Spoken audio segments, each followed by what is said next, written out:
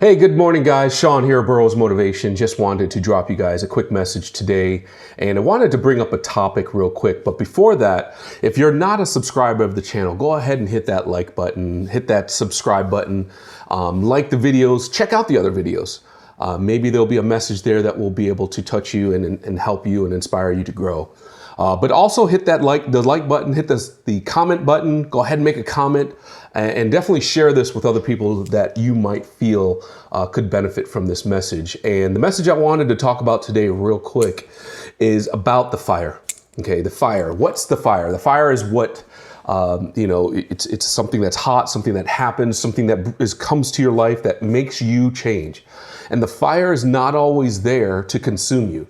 The fire in this situation I'm talking about is struggles and challenges and things that happen in your life that force you to look at things differently, things that come into your life that change you.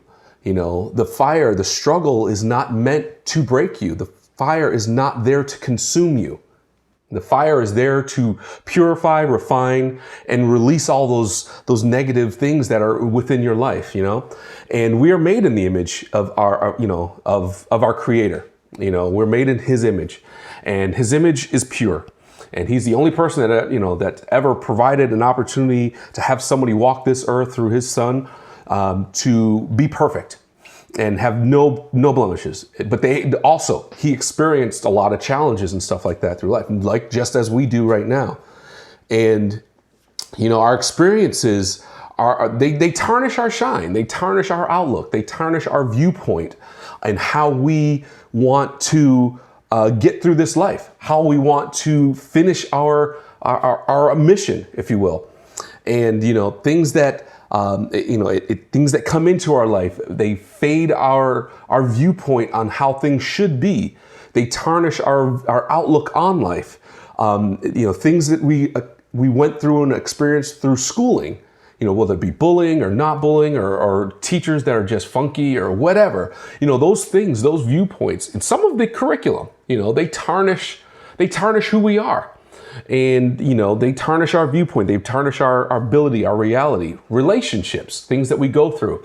God knows I've been through my share, but, relationships have a tendency to tarnish our viewpoints of reality, things that we want, things that we think we want, and things that we should overcome, And in order to get out of that rut, we need to go through that process, that purification process. We need to be able to go through the fire for all intents and purposes. So what is the fire? What is a fire? And the fire is a heat source that's provided in a situation that will that makes food great. Fire used in that situation will make awesome food. But it's also stuff that happens in wilderness. A forest fire. Forest fire devastates the land. It clears the land, kills all the trees, kills all the brush, kills all the stuff that's in that area. A house fire. A house fire it crushes us. It crushes everything that we've worked for. It takes our memories. It takes some those items and articles that we use to create memories. It destroys that.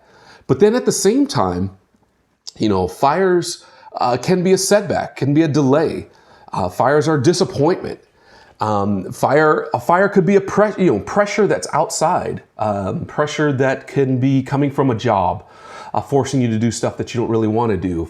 A fire could be just your everyday situation that takes you off focus of what you want to accomplish. Now, on the flip side, fires from life can really be used to promote you. The fire from life can be used to help you get rid of things in your life that don't need to be there. They can help you wipe out the friends list of individuals that aren't meant to be in your life. People are there for a reason or a season. That it's time to clear the land. It's time for you to rejudge. It's time for you to refocus. Time for you to replant your life into a different position where you go through some pressures, you go through that fire, and it pushes people away. When you're on a goal, when you have a mission, people either gravitate towards you that you have to weed out, and then there's people that are going to run from you because they're not on the same page. And those are the types of people that you want to stay focused with, you know? So in my life, how did a fire affect me in my life? And this is a pretty crazy story, but in my life, I had several fires some were set by outside forces and some were set by myself. Yes, we can set our own fire and cause our own issues. But in this case at point, it was about the spring of '94. And I came home from school and, you know, I was a senior in high school, came home from school late afternoon, and I saw that my dad and my mom was at home. My dad worked second shift at the brewery. He was very rarely home in the afternoons. And, you know, it was kind of shocking. And this particular situation, my parents wanted to have a conversation with me. They wanted to talk. And it was pretty much down to the line of either you obey the rules in our house or you get out. And side note, I wasn't that kid in school that got in trouble. I wasn't that kid that created a bunch of chaos and confusion. I literally did my own thing from 13 and up. I would see the things that were going on around me. I would see the craziness that some of my friends were getting into, or some of my just life that was going on around me. And I would absolutely do the opposite. So I never got in trouble. I worked my job. I played my sports. I had my girlfriend. I did things that I always wanted to do. I bought my own car. I was doing my own thing, you know, and I wasn't getting in trouble. I wasn't drinking. I wasn't into drugs, any of that stuff. And so after a very high volume, low productivity conversation, you know, my parents basically said, you know, either live by our rules or get out. And for me, I took the keys off my key ring and tossed them at the table and said, I'm out. And I packed some stuff and I left. And that was just a few months before graduating high school. And, you know, most people in that situation, when they walk through that fire, that particular fire, they're presented with that particular type of fire, they crumble, they internalize, and they're like, oh, they start putting all this stuff on themselves. You know, they get into masking the pain with drugs or alcohol, or doing, you know, lewd things that shouldn't be done by a teenager. But I didn't. I used that to prep myself for what was coming down the pipeline. And in just a few months, I was able to go on to active duty with the Marine Corps and go to boot camp. So I found out that a lot of people really don't have that drive to push through the fire and to know that the fire is not there to consume you. The fire is there to refine you. The fire is there to perfect you. Just like metal, you know, when you have metal that goes through a refining process, let's say like gold, you know, they have some impurifications that are in there. So you got some carbon buildup and stuff like that. What do? You know, you heat it up. And when you heat up that metal, it pushes all those impurities out. It pushes them out and you can find them, you can see them. It allows the good metal, the gold, to heat up as well, you know. And most people are like, oh, what are you doing? What are you doing? There's two things that are going to happen. You're going to push out the negative. You're going to push out those carbons out of the gold or out of the metal. And then it's going to stay in a liquid format, and it's going to stay in a liquid state where you can reform that into something else. Or you can use that and keep it where it is and don't reform it and reshape it and just make it a better, more pure metal, okay? And when you cool it, it goes through that cooling process, all the pores close, and you have a more brilliant shine to that metal. And with our lives, it's the same way. We get put in that furnace. We get put in those pressure situations. And just like a diamond, over time and pressure is what creates the diamond from coal. It's the same thing. Through the fires of life, we're able to perfect and purify our direction, our mission, our goal, so that we can make those things happen in our lives that we want to accomplish. And those are some of the dreams that's been put into our lives, into our souls. And those are some of the things that we need to refocus on, is being able to get back to the basics, being able to refocus ourselves. And a lot of times we have to go through some extremely hard situations, is what I call a hard reset in life.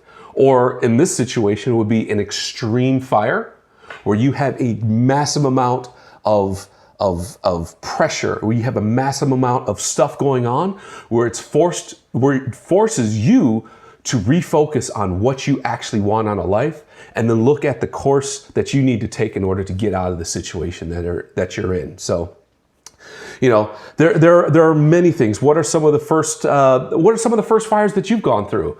You know, what are some of the things that you've had to purify? What are some of the things that you had to remove from your life in order to get to where you are? You know, and think one thing is that if you're brought to a fire, if a fire is brought to your presence, it's not meant to consume you. It's meant to bring you through it. And it's meant to bring you through it better and stronger and more with more vivation of life. And you have a little bit more zeal. You have a little bit more zest of life. You have a little bit more direction and purpose. When you're able to purify, when you're able to go through that fire, it forces you to find out what your purpose is. What are you here for? What are you doing? It's here to either catch your attention, you know, and scare the mess out of you, or it's there to, you know, show you need to do better. You need to get back on track. And that's what I'm hoping that this message is. And, you know, the one thing about being through the fire, and you see people that go through AA meetings and stuff like that, those meetings are designed to show people, hey, you can go through the fire and make it out the other end a better person, closer to your goals, closer to your dreams, having that fulfilling relationship that you want, having that closer spiritual relationship that you want, being able to get through and have a better financial outlook on life and be able to have a better financial picture of your life. You know, you want to take these stories and you want to share them in small groups and communities and people of like-mindedness. You want to go to like a church group and be able to share those stories and messages with people to give them hope. You know, I share these stories with you to give you hope that, hey, you know what? My situation may have not been that bad, you know, and I really want to share and inspire and hope that you'll be able to take these messages and go and share them in your everyday life. So again, guys, I appreciate the support here from Burroughs Motivation. Again, my name is Sean, and I create content that helps you live the best life that you can be. If you want to be better, you got to do better. In order for you to do better, you have to be better. And if you do enough of the right things for the right reasons, everything else will fall into place. I appreciate it again, and we'll talk to you soon.